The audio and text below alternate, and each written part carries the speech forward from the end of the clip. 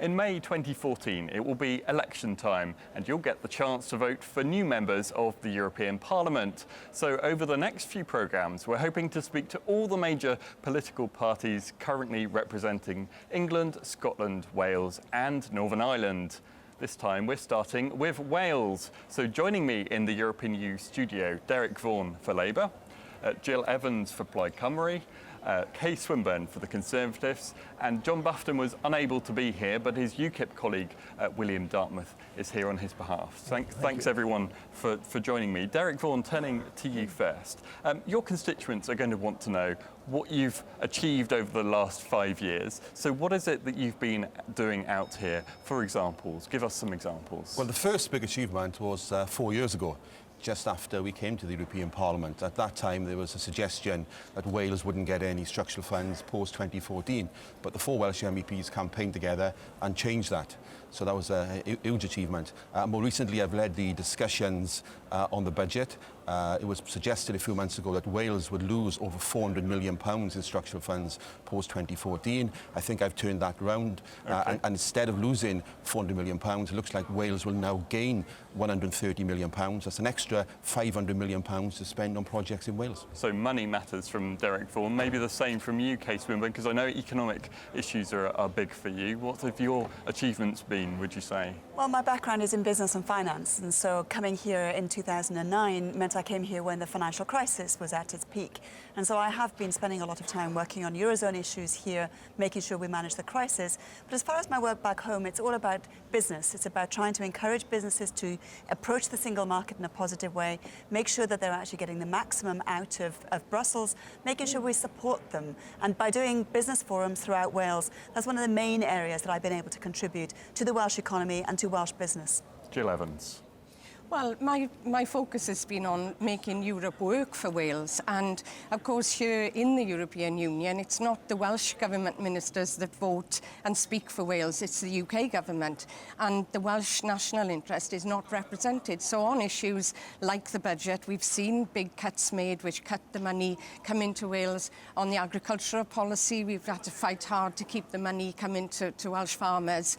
But I think we can do a lot more. If we have a really active government in Wales that really wanted to build on a new partnership with Europe, I believe that Wales can create that new relationship and benefit in a lot of different ways. OK, William Dartmouth, your party doesn't really believe in the UK being here in the European Union. So what do UKIP MEPs like yourself and your Welsh colleague John Bufton do when you're out here in Brussels and Strasbourg?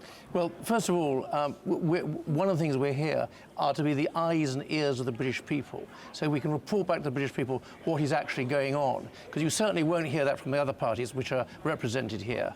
And the other thing, and the other reason why we're here is because 87,000 people in Wales, 342,000 people in the southwest, which I have the honour to represent, and 2.5 million people in the UK overall voted for there to be UKIP MEPs and voted to be represented by a UKIP MEP and not an MEP from another party. OK, so you're the eyes and ears, you say, on behalf of your constituents. Jill Evans, in terms of the campaign that's coming up for the elections, where are you going to be focusing your energy then? Because presumably you can't campaign on all fronts. Well, I think we need to be certainly having the debate in a Welsh context. We're not talking about the UK in Europe, we're talking about Wales in Europe and how it affects our future and how we can reclaim and rebuild Europe and make Europe really work for Wales, because I believe that it's clear that it's within the European Union that Wales's future lies, and that's how we're going to strengthen our economy. OK, and on that kind of note, Derek Vaughan, you mentioned at the beginning working together. That's with your other MEP colleagues, Kay and Jill and John Bufton too. Isn't that a bit cosy from your constituents' point of view that you kind of get together like that? No, we meet on a regular basis and we decide what we have in common. And when we have common interests like Wales getting structural funds, certain agricultural policies as well, we campaign together. But there's many other things we differ on. So how can your constituents tell you apart? Well, I think part of the European election campaign next year will be between those who are pro-European and those who are against Europe. And certainly from our point of view, we will be pointing out all the benefits Wales gets from being a part of the European Union, whether it's the 2.1 billion structural funds, whether it's the 2.6 1.6 billion in agricultural funds, the 150,000 jobs which depend on trade with Europe. So we'll be making a positive case for Europe in those elections next year. Kay Swinburne, there's been a lot of talk recently about the rise of Eurosceptic parties like the UK Independence Party. Isn't that going to put you under a great deal of pressure come the election in May 2014? In all fairness, we actually believe in a reform agenda, and I sit here in the European Conservatives and Reformist Party, and so reform is at the heart of what we do here. And Europe does need major reforms, and so we will be campaigning on that reform agenda, making sure people of Wales know what we mean by reform, know what we mean by what we want to return to the most local level of government possible. And I believe that the people actually deserve to have accountability. You can only do that if you bring power back, and so we'll be talking about what we can actually return to Wales and to the UK, and how we can reform the EU in order for the people to decide eventually whether or not we want to stay in, or indeed whether they want to leave. I mean, William Dartmouth, doesn't that sound pretty good to you, to what you want? Well, the reformist agenda, which Kay has alluded to, is just simply not on offer. Barroso, Van Rompuy, Merkel and other European leaders have made the point it's just not on offer. So basically this is a completely false prospectus. But there is a more important point here about structure funds, which is this, and I looked up the figures before I came on the programme. For every £1.65 that the people of Wales contribute to the European Union, they only get £1 back. And when other colleagues here talk about structure funds, it's simply our money, our UK money, Welsh money being returned, but not before 30% of it, or whatever the figure is, has been clipped on the way. And Jill that should be Evans. recognised and understood. No, we've got the figures for Wales, and Wales does benefit financially from EU membership.